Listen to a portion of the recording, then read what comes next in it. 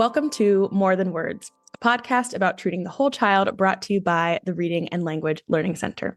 I'm your host, Tristan, and today I'm joined by parent coach and educational consultant, Jen Dreyer, to discuss coaching parents to see beyond their children's behavior. Hi, Jen. How are you? Hi, I'm good. Thank you for having me. I'm happy to be here. Absolutely. We're happy to have you here. So let's start with an introduction. Tell us a little bit about who you are and what you do. So my name is Jen Dreyer. I am a parent coach for parents of neurodivergent kids. And I'm also an educational sort of head to help parents navigate educational challenges with their kids as well. Education consultant. And I help parents via a program that I co-run with Gabrielle Nicolet.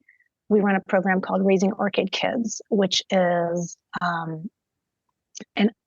we provide mainly online support for parents, and we run coaching classes, practical strategies classes, and webinars, and we have an ongoing membership with support groups and resources and all kinds of good stuff like that. We have like a sort of forum, we have a Facebook group, and we support parents of neurodivergent kids. Most of the kids the parents that we support, they are mostly have kids that are aged 2 to 13, but we have lots of other ranges. And we are also working on now developing a support group for parents of neurodivergent teens to kind of shift into that space. I came to this work because I have a neurodivergent child myself, kind of too. My older son is so we call them orchid kids because it comes from this book called The Orchid and the Dandelion by Thomas Boyce.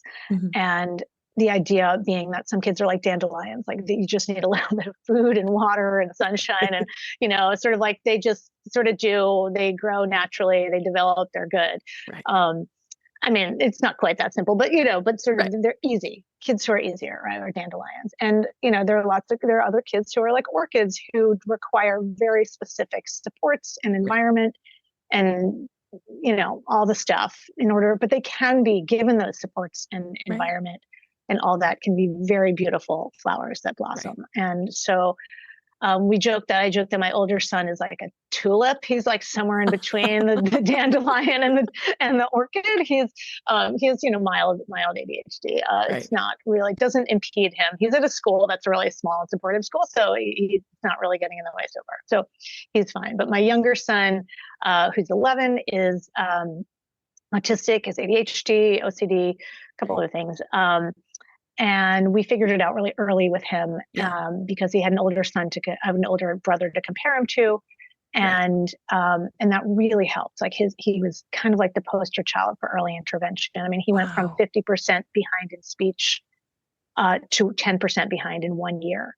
Oh my God. Because we started him at 17 months, and it was like incredible. And so I was just like on this soapbox, and I really wanted to proselytize to everyone because the brain is so plastic, right, and malleable before, when they're very young. I mean, I remember this stat that just shocked me that 80% of the brain is formed, like the synapses are formed by age 3, and then 90% by age 5. Like this is on the government, one of the education websites. Right.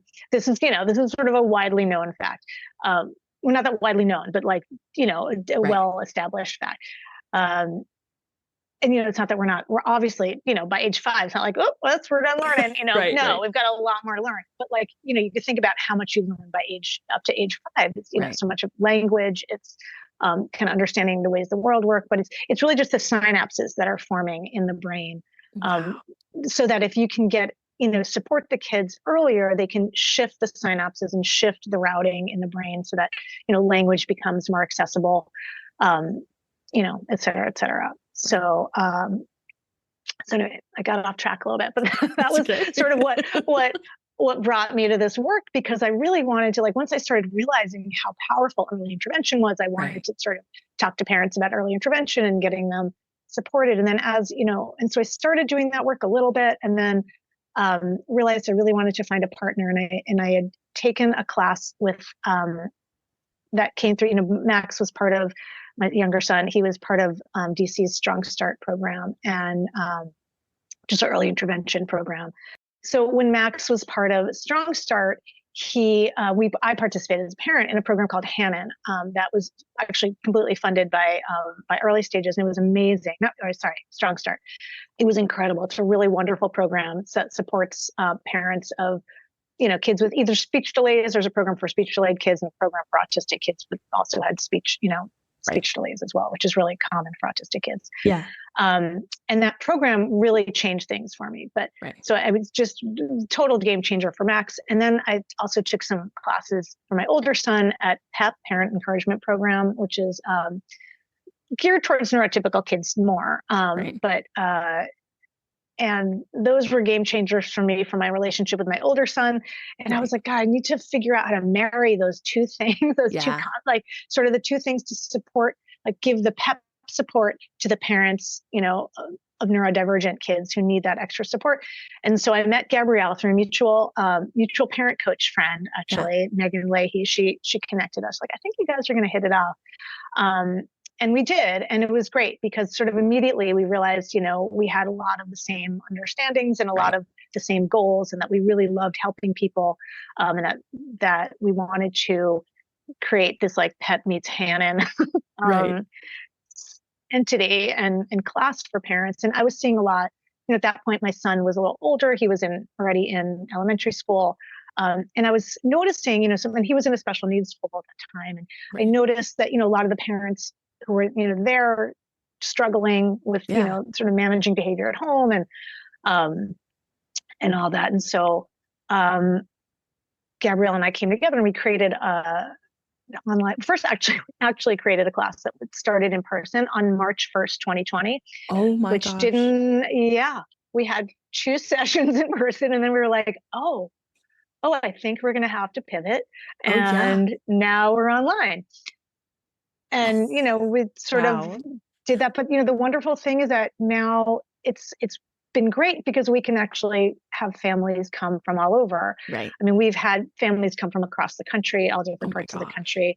Even we had, in one of our groups, we had 2 families from Bali. So we had our meeting at 8:30 p.m. and they were arriving at 8:30 a.m. With the time change. We've had families from London. We've had families in Ghana. I mean, with someone in Colombia. So, different, which is great to be able to offer that to other people. And, I think at this point we've sort of gotten enough used to finding that community in Zoom. It's certainly not the same, but it also, no one has to pay for a babysitter. Right. Exactly. It makes it more accessible in many ways. Yeah. So we started teaching classes, the current iteration of our class. It's all been practical strategies classes. And sort of as we've learned over the years, kind of we've seen what's helped parents the most, and also what is current in neuroscience. What is neuroscience telling us about the neurodivergent kids' brains and how to best support them? And so we really try to stay current on what's out there, and use what we're learning in what we're teaching parents. Wow. So, awesome. So that's how we've come, and we shifted from, we started with just with this class that started at 6 weeks, a different kind of changed around. Now it's an 8-week class, just 1 hour a week. Yeah. We run them 3 to 4 times a year. And then we offer to people who come through those classes, we offer membership, an ongoing membership. So we have them offer it after, so that everyone has sort of a shared language and shared understanding of their kids' behavior in general. And then we also offer webinars, and we have a ton of resources on our website. We just opened a forum for our members so that they can post questions and people can answer sort of more in real time rather than waiting for the queue and the meeting, the support group meeting. So Gabrielle and I really love this work. It's incredibly powerful. It's wonderful for me as a parent who has a neurodivergent kid, because I find community. I mean, I think 50% of the value of what we offer is just giving people a space to connect with other parents who are navigating similar journeys or relatable journeys, because it's very lonely.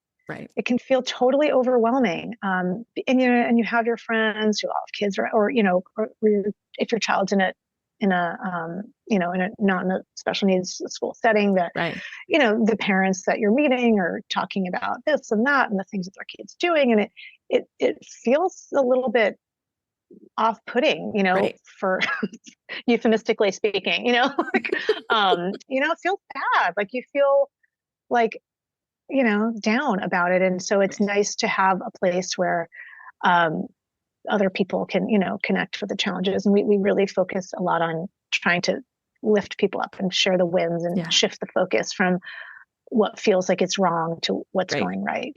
Yeah.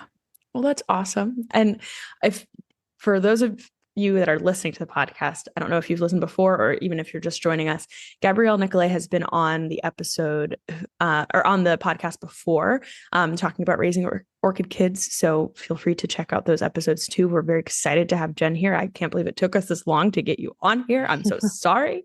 But we're so excited you're here to talk about the behavior side and more of the parent coaching and all of that. Mm-hmm. Yeah. Do you want to tell people where to find you guys if they were looking for you online? Sure.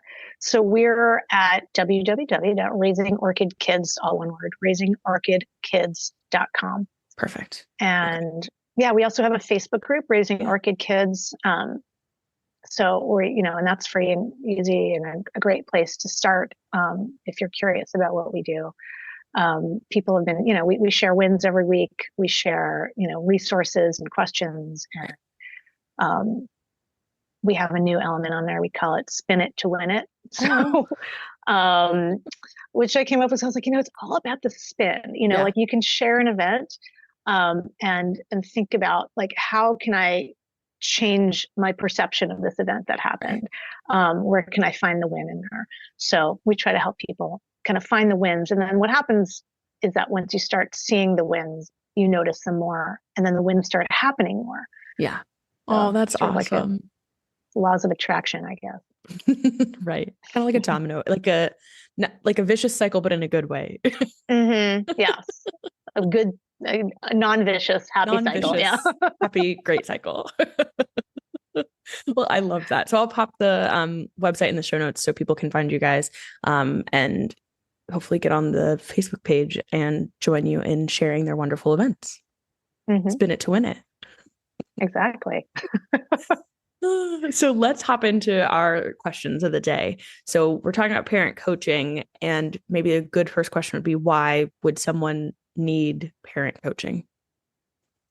Well, I can talk about it kind of generally speaking, parent coaching kind of in general, and then specific to raising a neurodivergent child, parent coaching. So, I think in general, and I also, the other thing that I do that I forgot to mention is that I also work at PEP now. Oh, you do? Parent encouragement program. Yeah. So I teach their classes. I'm sort of their neurodivergence point person. Okay. And so I teach classes there, kind of more geared towards, like I'll teach webinars, more geared towards neurodivergent kids, or raising neurodivergent kids. So I think kind of based on what we're seeing, what I see at PEP in general, is that a parent, it can be overwhelming, right? Like it's not, there's a million handbooks on how do you raise a kid, right? Right. But like, who do you know? How do I know which one to use? And there's lots of competing theories and half the competing theories like don't actually relate to the child who's actually in front of me. Yeah. And so I think that a parent that feels overwhelmed in any way, shape, or form, or is unsure of something in any way, shape, or form, that coaching can be very beneficial, right? Like find someone who can help give you some answers to your questions, who understands psychology, who understands brain development, who understands sort of who's kind of going through or gone through it as well, who might be ahead of where you are in the curve, can be incredibly helpful. So, it's also just a space to talk through issues, right? And so sometimes that idea that I used to be a literacy coach in New York City public schools, that idea that, we used to always teach that talking is thinking, right? In many ways. And so when you can talk something out, you can actually unearth some things that are going on for you. So, so I think that is a big piece of why a parent needs coaching. And then thinking about specifically, and that's sort of general parenting, right? And then specific to raising neurodivergent kids, what gets doubly overwhelming is, sort of the competing, like you should have this therapy and that therapy, and and sort of it becomes overwhelming in just a totally different way, because then it becomes there's a sense of overwhelm of, how much input do I need to do? What's too much? What's not enough? Like, where am I? And we talk a lot about sort of that need for people, and I, experience this myself, but like, who can help me quarterback this? Like, as a, not to use sports analogies all the time but I'm not really like a football fan so much, but that's that idea of like, who is the one who can help guide me in all the directions, right? Like, what do I need as a parent? What does my kid need? What's going to help in his or her specific or their specific situation, right? And it's different for every child. And so that's where I think it can get totally overwhelming, specifically for parents of neurodivergent kids. And then, layer on then having to navigate school and all the challenges at school that are specific to neurodivergent kids. Sort of the need is great. Yeah. So it sounds like anyone who notices like something that's happening with their kid that needs advice that they can't necessarily just like seek out from another parent, someone who might have like a kiddo with neurodivergence, or even just a kid who's like having a hard time through school. So once you've identified, like, I need a parent coach, I'm going to go find one, and they get that first session, what does the parent coaching even look like? The other piece too, I'm going to come back to one thing that I want to add into that too, is that like, when you feel like this feels so hard, like I'm feeling it's just hard. Why is this so hard? Like, if you are asking yourself that question, why is this so hard? Like, stop looking at people's social media feeds, because it's much harder than they're making it appear. But anyway, I mean, especially when you're raising a neurodivergent kid, like neurotypical kids, the development is generally relatively easy, right? Like, there's no, like, things evolve in the way that they're sort of supposed to evolve in terms of like looking at the milestones and all those kinds of things. It's hard. I mean, raising kids are hard in general, right? It's like the hardest job out there. And when you have a child who needs a lot of extra support, then it's that much harder. And so if at any point it just feels like, oh my gosh, why is this so hard? That's the time to, I would say, that's a good indicator that some support would be helpful. Right. Would be helpful. Yeah. And then, sorry, so your next question was what does it look like? So what does the parent coaching even look like? So it could look like lots of different things. I mean, the way that Gabrielle and I help parents, or we do, depends on what a parent would benefit from most. And sometimes it's a few different things. So we do one-to-one coaching, right? If a parent, we run classes 4 times a year, 3 times a year. So if there's not a class and you need the support kind of right now. So if there's something that's, sort of time bound and you're feeling totally overwhelmed right now and you need the support sooner rather than later, a one-to-one coaching, and some parents also feel a little, I don't know, they just are reluctant to join a group for whatever reason. So one-to-one coaching is a really great option there too. Of course, one-to-one coaching costs more money. So, we have, for our class, we have a sliding scale, because we are very much about, that we want to help people, and we want people to, we've donated classes before, and then half the people that got the free classes didn't show up. So we were like, okay, I think people just need a little bit of skin in the game, so we ask people to pay, we have like $50 increments from 50 up to $450, like that, you could pay for a class.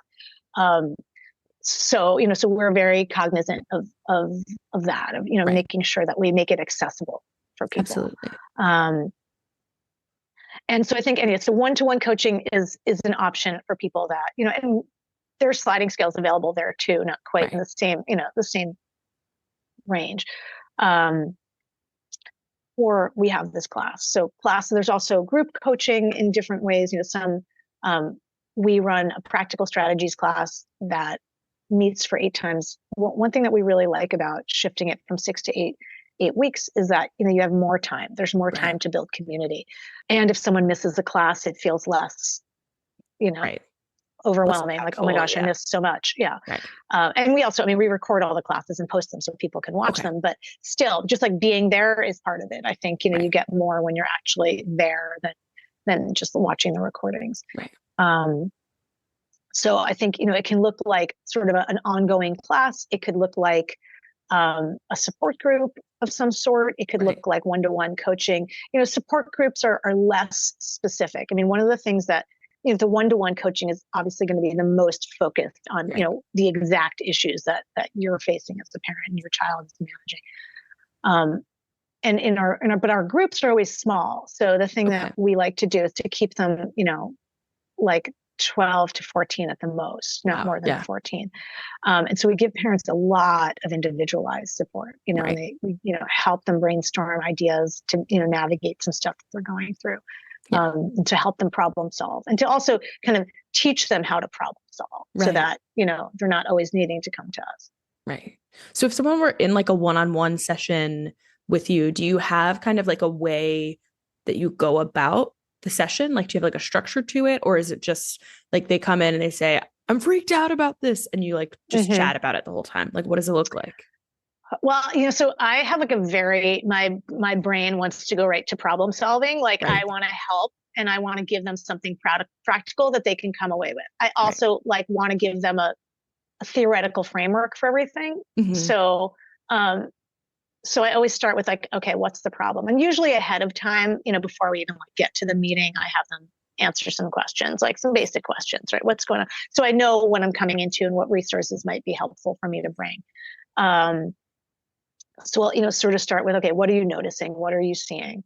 And we always coach parents to, the goal is to become a detective, right? To get curious. Because I think as parents, we spend a lot of time trying to fix behaviors without really digging into the why, what's underneath the behavior. So there's lots of images, and we have one ourselves of like a behavior iceberg, right? Like what's happening? We see the behavior at the top of the iceberg, but there's so much going on underneath it.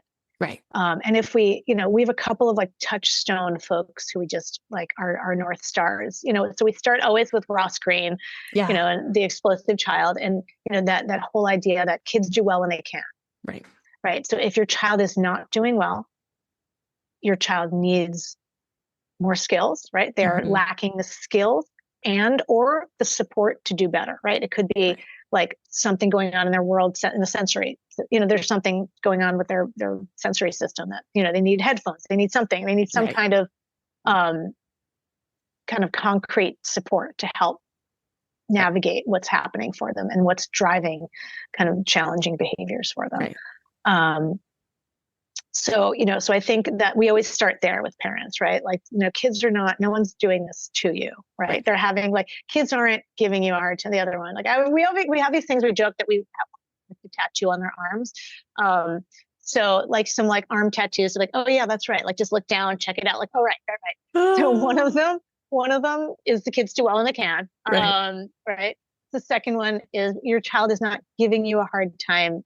He or she is having a hard time. Right. And so just that, like, there's so much little nuanced shifts in language that can entirely change our understanding of a situation.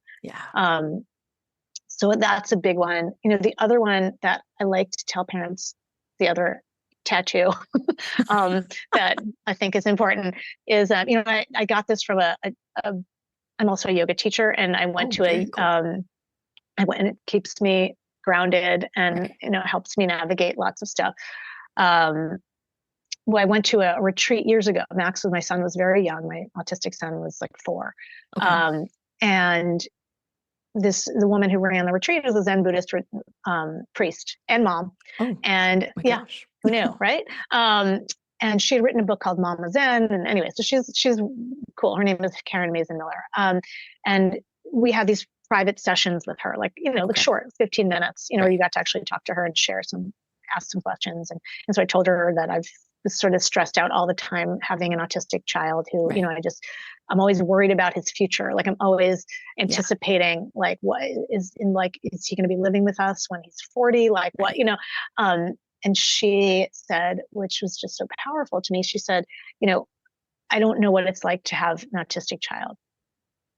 I will tell you to just take care of what's in front of you and try to do that without judgment and without too much assessment. What's there. And it was like that beautifully Buddhist thing where it's so simple and so profound all at the same time. I was like, oh, take care of what's in front of you. So that is like in my mental, I'm like tattooed that inside my, like underneath Inside your my brain. eyeballs. Yeah. On my eyelids. So that I can remember that. Because I come back to that all the time. But the funny thing was that literally I came home from that retreat, and like 4 days later, my older son came home from kindergarten with lice. Oh my Like, gosh. oh, well, okay. I'm going to just take care of what's in front of me right now. I'm putting it into play. I was like, okay, gonna go to Rite Aid, gonna buy the stuff, did the shampoo, did the combing. And my husband came home and he was like, oh my God, that's so gross. It's lice. And I was like, that's your choice to think it's gross. Like, I'm just taking care of it. Like, we did it every day. I just did the combing, like I was, and I had to comb my own hair. I have a lot of hair. Oh gosh. So, but it was really helpful to like not bemoan your fate. Yeah. Because that's not helpful, right? To like make it go better, certainly. And usually it makes it go worse. And so I think that was an amazing one that I try to do all the time. Like, what do we need to do right now to take care of this? Right. And not get too ahead of ourselves. I think as parents of neurodivergent and neurotypical kids, I think that parents get stuck in that loop that, oh my God, if I do this now, that means like, when they're 20, they're like never going to be able to do X or Y or Z, right? Yeah. If they're freaking out about something and like I'm calming them down, like they're never going to learn how to do this themselves. And actually, the opposite is true. Yeah. It's what we've learned from neuroscience, right? That co-regulation, which is, another big piece of what we coach parents to do, learn how to lend your child your calm. Because that is what teaches them how to find their calm, right? And how to do it on their own. So they need to do it. It's just like a baby has to learn. You have to spoon feed them until they can learn how to do it themselves, right? But if you just like gave them a spoon and be like, go ahead, bud, like that's not going to work very well, right? Absolutely not. There will be like baby rice all over the house. So anyway, so I think that's those pieces are, I think, what is really important to us and really important to the message that we want to bring to parents. Right. Yeah. And I think it takes a long time, and I think that's the other piece too, is that to do that really regularly is hard. Right. And so that's and then I think there's specific situations that lots of parents come with that we can say, oh, why don't you here are some ideas for X or Y or Z. Right. And then the other main thing that is so important is just doing whatever you need to do to kind of stay calm in the moment.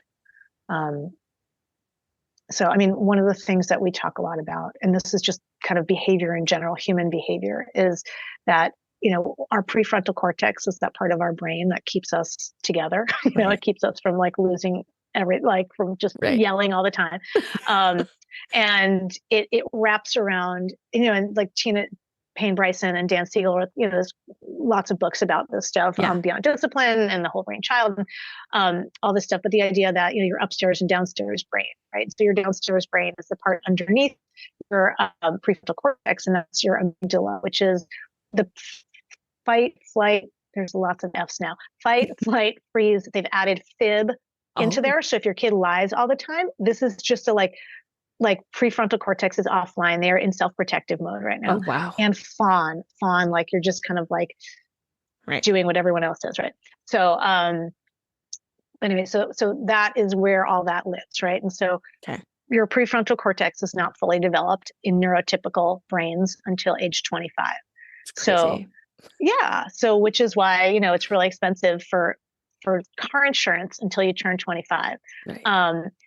And so for neurodivergent brains, it's later than that even, right? So I think we're like often trying to insist on kids doing things that their prefrontal cortexes are just not yet prepared to do. Right. Yeah, they're just not able.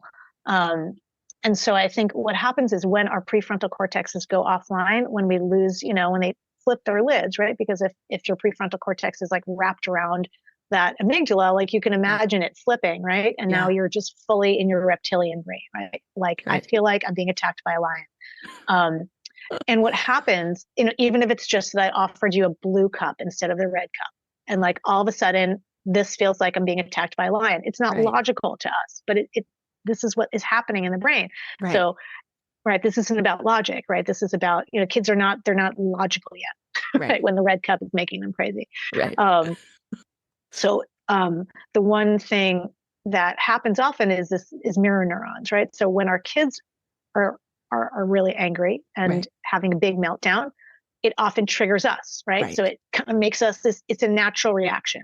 And this is, biologically true for, all of us. And this is developed because, if someone around you is freaking out because there's a lion, like you got to freak out too. So it's like, okay, we're all doing this together. It's a self-protective instinct. But since with our fully developed prefrontal cortexes, we're the ones that need to bring our brains back online to stay calm. And our kids will slowly begin to mirror our energy, right? And so if we can stay calm, it helps that meltdown. It's always faster. I mean, you don't stop a meltdown. You can't control a kid's behavior. That's like, parents need to know that. Like, number one, that is the one thing kids can do. That's the other thing, a tattoo on your arm. Cannot control my child's behavior. I can control what happens a little bit. I can do a little bit beforehand, and I can do some stuff after. But like in the middle, I can just be there and stay calm, and that's as close as I can get. Yeah. So I think, those are some of the things that we try to help parents understand and see. Yeah. So it sounds like with the parent coaching groups, you've got about like 6 to 8 weeks, or you just said you switched over to 8 weeks now that you work on that. So if someone comes to you for like individual one-on-one sessions, do you normally see that they come sit with you through a whole process of like, I'm freaking out, my kid is doing XYZ and I'm trying to figure out that behavior? Do they come have you hold their hand through the whole thing, or do they stay there for just a short period and try to figure it on their own? Or are they there for ever and ever and ever? They just decide to stay with you for always. Yeah. I mean, that's a great question because it looks really different for different parents, and it's sort of its goal, or it depends on the parent's goal. And it actually really depends on sort of a parent's level of confidence. Also, like some parents really benefit from lots and lots of ongoing support. Right. And some parents say, like, I just need help with like this one issue right now. And I just need 3 sessions to get through it, or I need 1 session to get through it. So I think that can look really different. I think for one-to-one coaching over like, sort of forever and ever and ever, that it's very expensive for parents. And so at that point I would, we would probably coach them to move into our membership or our support group. And sometimes we're kind of trying to develop a way to, we haven't fully developed it yet, but the way to, if parents don't want to come through the class and they instead would like to do kind of learn all the stuff that we teach in the curriculum in a more one-to-one setup, we're 100% able to deliver that in a quicker version. You don't need 8 hours. We'll probably need like 2 hours to kind of, because we don't have all the discussion pieces that we have. And then work through, some of that after that, then they could transition into the membership if they wanted to. And that's where you can come and bring questions. And we have a forum where, just an online, we have the Facebook group too, but we also have just a more private online forum for members where you can just say, hey, I have a question about this. And then, other members or Gabrielle and I can come on, and answer. Yeah. And do you find that like, when a parent comes and kind of figures out one goal, that it helps them relate it to the rest of their other like problems that they need to solve? Yeah, I mean, I think the goal that we have with the goal setting is basically that, when they figure out how to solve one of those problems, that's a stepping stone to now solve another problem, right? And so what worked for you there? So that's the thing that we always ask parents, when you say your win, what happened? What went well this week? And what did you do to help that win happen, right? What was, what role did you play? And then get them to see that, right? And then, okay, what's something else you want to tackle now, right? Yeah. I mean, usually within that 8-week chunk of time, we usually get to like one goal, really, right? Because we're spending some time teaching, and that sort of, and those goals we often tell parents start with low-hanging fruit, right? Start with things that feel achievable, because then you'll be motivated. Like, don't start with like the biggest, most challenging thing. Right. But usually it helps. With other things. Right. It helps with all the other things. So once you've got a parent in to the clinic and into the coaching, however they're coming to see you, how do you help them then see past that behavior that is being displayed? Because you were mentioning earlier, like the behavior is more rooted in something else. It's not just I like to throw fits. Mm-hmm. There's something Correct. happening. Right. So how do you help the parents realize like you're not just flailing on the floor because you want to be doing that? Yeah, and so we bring in a lot of the authors and the psychologists and all the neurologists. So we use that neurology, brain science framework to help explain to them kind of what's happening, and then we coach them into becoming the detective. And so we give them we have all these worksheets if they want worksheets. Like they don't have to use we offer kind of worksheets. Just for some parents that like jotting stuff down helps them, pushes them to see things, right? For other parents that doesn't work for them, fine, all good, whatever it is. But the idea being that pay attention. So we do this thing like between week 2 and week 3 of our course where we say, your job right now is like, now you're a detective. And like when your child starts to unravel and become, dysregulated, notice what happened. What do you think happened? What's going on? And then, what we are really trying to push parents to notice and see is that most challenges that arise for kids are actually predictable challenges. Wow. They seem unpredictable often, right? But they're often not. I mean, yeah, like I can't control like a fire truck coming down my street with a very loud sound, but I can predict that my child has sensory sensitivities, right? And so really loud sounds is going to dysregulate my child. Right. So as soon as I hear that, I'm going to, hey, let's grab your headphones really fast. Let's do something that we can, or if it's too late, like what do we do to like help you, get back to calm again? One of the things that we very much push parents to do is to think, once we can start to notice and identify those things that are triggering for our kids, that, what can you do in advance before those things happen, right? So we call it antecedent interventions, right? And that's like, behaviorist language, the antecedent thing, but it's this idea of what happened before, right? And this could be something that happened right before, or it could be the fact that your child just didn't sleep well that night, right? And if sleep is off, if they didn't eat well, they hated something happened, they didn't eat enough, they're hungry, there's something going on, then we know there's other factors at play. Yeah. And so, we teach parents, into also this idea of interoception and neuroception. And interoception is kind of just understanding what's happening within your own body. And so a lot of times kids are tired, but they don't really know that they're tired. And that's why they're acting this way. Right. And so helping them there, like, okay, kiddos didn't sleep very much today. Like last night, sleep was off. We're going to give them grace today. We're going to let, keep the demands minimal today. Right. Knowing that it's going to be harder, right? They're going to be more reactive because their brains are just a little bit, kind of walking around half upregulated, because they're tired. I mean, we all know, right? I mean, I think, like how cranky we are if we don't sleep well, or there's no coffee available, Correct.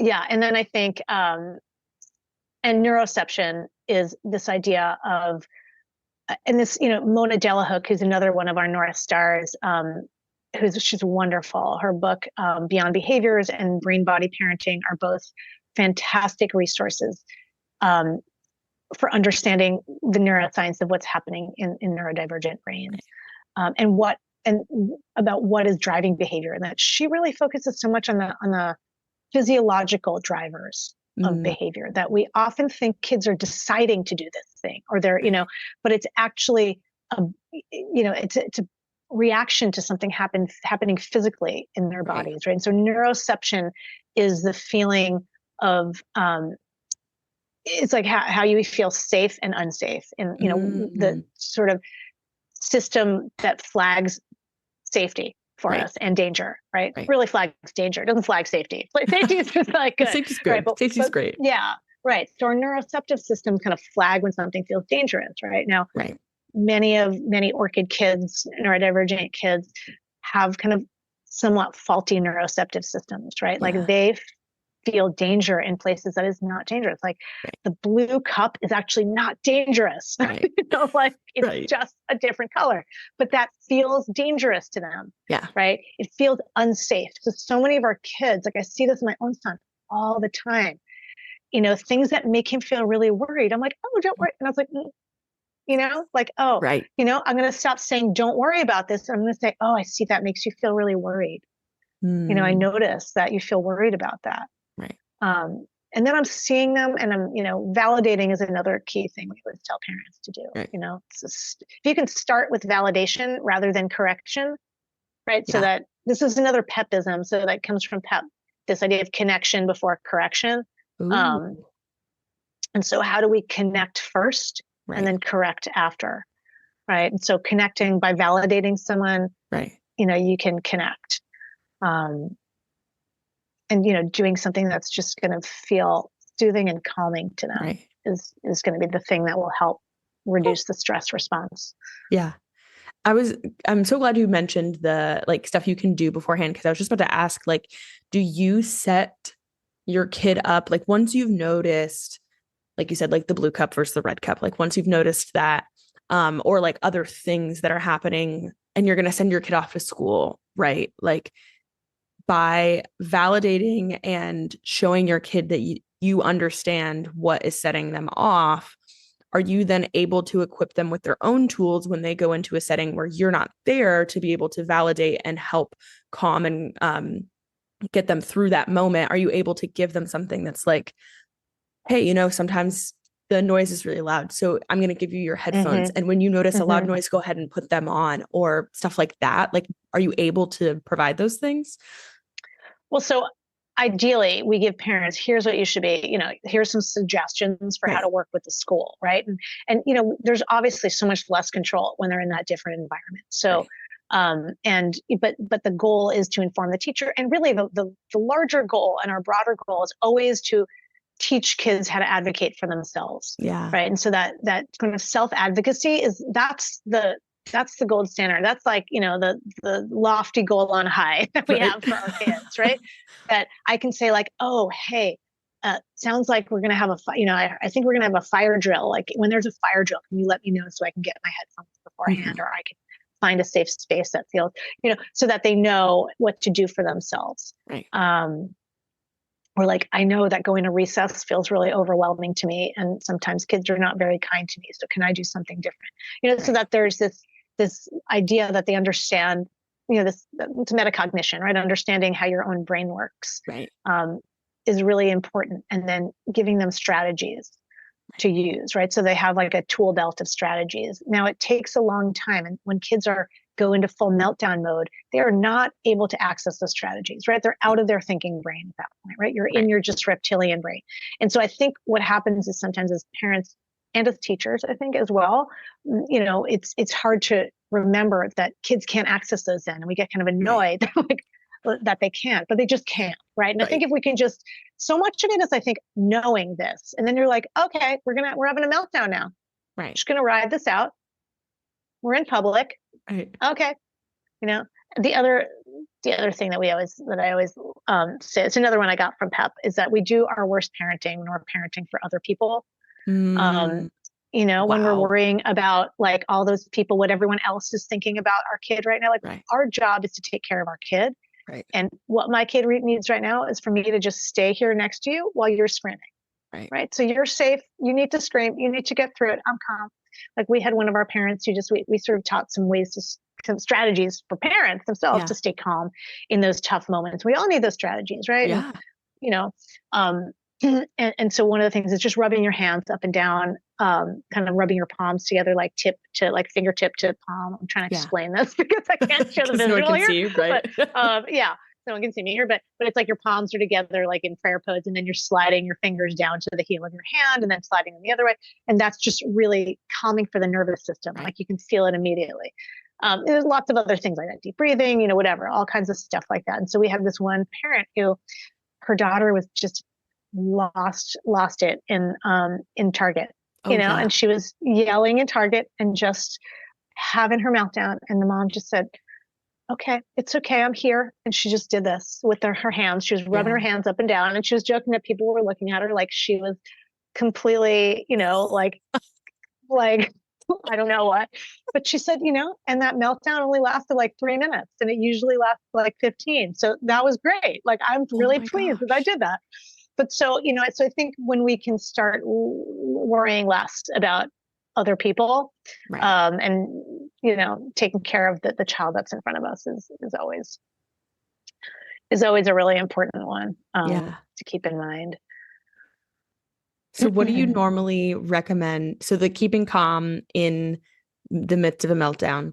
And would you recommend saying like, no thanks, just being like, I'm here when you need me, like that kind of a thing? Or is there other stuff? I think it depends. It totally depends. And then this is where, again, you have to be parents have to be the detective. Like what, and depending on the age of your child, right? For a 3-year-old, your child's not going to be able to like articulate very much. But for, like an 8 or 9 or 10-year-old, you can say in a calm moment, not a moment that's a meltdown. Right. In a separate moment. Hey, I notice when you get really upset. I want to figure out, how can I help you the best? What do you think would be the best way for me to help you to just, feel safe? Right. Do you want me to give you a little bit of space? Do you want me to just let you know I'm here? Do you want me to offer a hug? What's going to help you? Some kids want the squeezes. They want the touch. For some kids, just a voice is better and they don't want you to touch them. Even the same with like, giving a child feedback, positive feedback, right? We want to notice when someone's doing something really well, because then they're likely to do that again. Some kids don't want you to say it, and they get mad when you say that out loud. Right. And so you just have to figure out, like, for some kids, you just need to like catch them out of the side of your eye and like do like a very subtle thumbs up, or like, okay, got it, Mom. I see that you see me, and thank you. Now I feel better and good. So it depends really on the child. So really like the key things are just like knowing who's in front of you in like as deep a way as possible, right? Understanding kind of your child is so important. Yeah. But that's good news, like good news. Well, good advice, I guess is what I mean, for taking that kid aside later and being like, how can I help you? And just literally asking their kid. Because I think sometimes with parents, obviously, like you said, like a 3-year-old won't necessarily be able to articulate it as much, but with your older kiddos, like they have their own voice. They can say how things make them feel. And so I think sometimes parents like either are in parent mode and they forget that, or they just, I don't know what they do, but it's helpful to know that.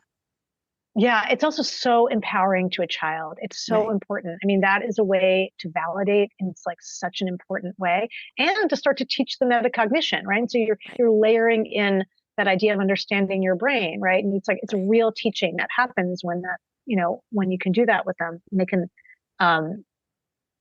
they can just learn a lot more about, it helps them realize like, oh yeah, hey, this is what I need here, and it's just that idea of, you want them to think, hey, we're all on this team. We all want you to do well, right?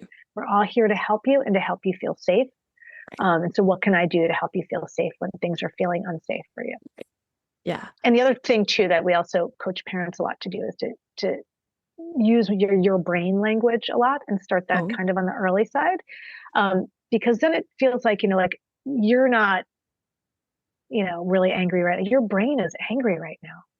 It does not feel different. Like it just feels like, oh, I'm not an angry, jerky person. Like my brain's just having a hard time right now. And I'll say stuff to my son like, your brain really tries to trick you sometimes into thinking like you need to be on your screen more. You don't really need to. Your brain is tricking you. It's stuff like that. And so there's like little things like that. That your brain language is a way to kind of not be as judgmental, feel as so a child doesn't feel that judgment quite as much. That's a great tool. I definitely will keep that in my brain. And so we were talking a lot about like the parent coaching, obviously, which is what we're here for today. But I am curious about if a child should receive their own support at the same time that like a parent is getting coached.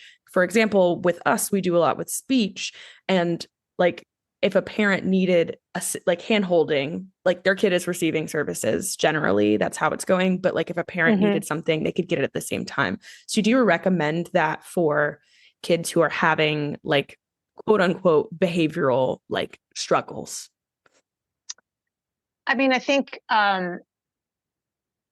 whatever a therapist does to support a child should be clearly communicated to the parent. Oh, yes, absolutely. And, whenever a parent can take that, and because the therapist only sees a child for, an hour a week or something like that, right? Or something like that. And so the parent is, and many parents will like need coaching to implement some of those things, I would say.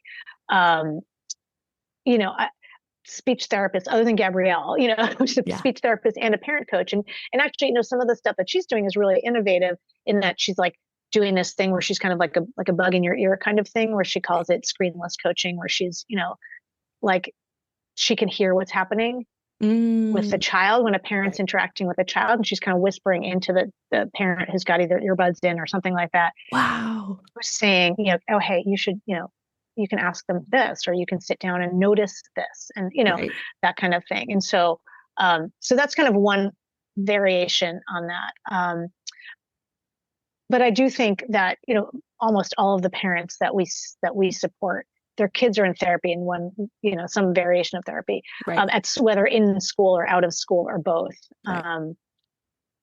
And we're trying to ensure that what they're doing, isn't like unraveling some of the things that their child is being taught, like especially with the behavior stuff, and also that it's complementary, right? That we're, giving them the ideas that like whatever, I mean, depending on what it is, like I'm not a big fan of ABA, but like, unless it's done right, I mean, it's evolving, which is good, but I think it depends on what the goals of the therapy is. And, but I do think, but what I was going to say about Gabrielle is that, she's unusual. Like most speech therapists are not parent coaches. Right. And so, it's a different ball wax, really, like the treating kids is different than helping adults. So, unlikely to get that support from the same therapist or the same practitioner, or even in the same, maybe some places offer it in the same place, but not always. Yeah. But it's good to hear, like, I know with our speech team, they also work with like schools whenever they can, because sometimes the kids are seeing like a school SLP or something, like they have a coordinator at the school or someone that is like, will work with them, and they'll always like meet up with that person and say, this is what we're working on. And so they align their goals, like you were saying. So it's nice to like hear you can get coaching on both ends, and that generally those two people will talk to each other. Yes, it's always good. Like whenever you can, have alignment and, sort of support whatever is happening in, in other areas, it's always, always helpful. Yeah. And to stay consistent, because it's really confusing. Oh yeah. Especially for orchid kids when, one message happens here and another message happens there, that is hard for them to square off and really understand. Yeah. So my last question for you, but what benefits have you seen that parents start to see after they get coaching? It is like a remarkable. I mean, Gabrielle and I are always like, just amazed at what we have seen. And for some parents, I mean, I'm not kidding either. I think we've saved some marriages. Oh my gosh.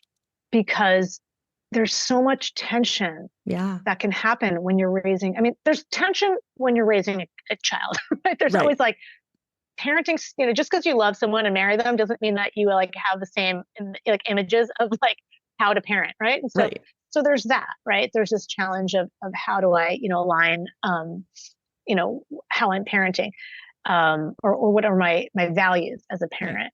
And so, getting on the same page with that is really important. And then, there's often in couples, sometimes there's one parent that's more resistant to like acknowledging neurodivergence in a child. And, And that is really hard to navigate. So we always love it when we have both parents come, and that happens sometimes. Yeah. We've actually had one time we had one parent come to like one cohort, and but the next, like the dad came to the next session. Right. Feel like they didn't want to be together. But it worked out. It was great. And actually it was a good, it worked out well, but that always is better. Like when parents can both be there. So I think that's a huge benefit that we've seen in this one. In our last cohort, there was a couple who came, both of them came to all the sessions, and they've now, sort of devised a thing, like a protocols for like, oh, we've really realized like, oh, I'm getting tapped out right now. Like I need to tag my partner in, right. and just being able to acknowledge that like, oh, we each need that from the other person. Right. Right. And to just make those things explicit. Right. Is really important. So I think, one, we can save marriages. It's sort of miraculous. Because you're gurus. Love it. Yeah. Yeah. Two, it changes dramatically. It can a parent's relationship with their child and just kind of experience raising that child, right? Because once you can just kind of let go a little bit of either that, I'm expecting my child to act in this way that they are unable to act in, right? And my expectations and who's in front of me is not aligned. And once I can align those better, I can let go of those a little bit and just feel a little bit calmer in general, right? And so now I'm calmer, and now I'm calmer with my kids, and then everything's better, right? And the meltdowns tend to be shorter, right? And like things tend to go better. The other thing that we also really work hard to help parents see the wins, as I was talking about before. And so I think that's also another thing parents have really shared with us, that shifting to the, really focusing on the wins more, is really helpful. And the other thing that we also say to parents is like, look, you are not going to get this 100% of the time. Like nobody's getting it 100% of the time. I was like, aim real is joke, aim for 30%. Like we're like, I don't know. It's not even B-, but I'm like, I'm always like B-, you're good. C+, it's fine. Like, it's okay. Like we have to give ourselves grace too. That's the other really important thing, for parents to remember. So I think, parents see all kinds of shifts. Like once they can shift their own way of supporting their child, they've seen their kids also start to find better, ways of being in the world, and more, sort of really spaces where they can thrive. Right. And so that is, some feedback that we've gotten, that it's really made, quite a significant difference for kids. And everything's ever evolving, right? As your kids grow, things grow and change. But shifting the mindset, shifting that perspective a little bit makes a really huge difference for so many parents. And we've really heard that. And the other piece I think that is another really important piece is finding community among other parents of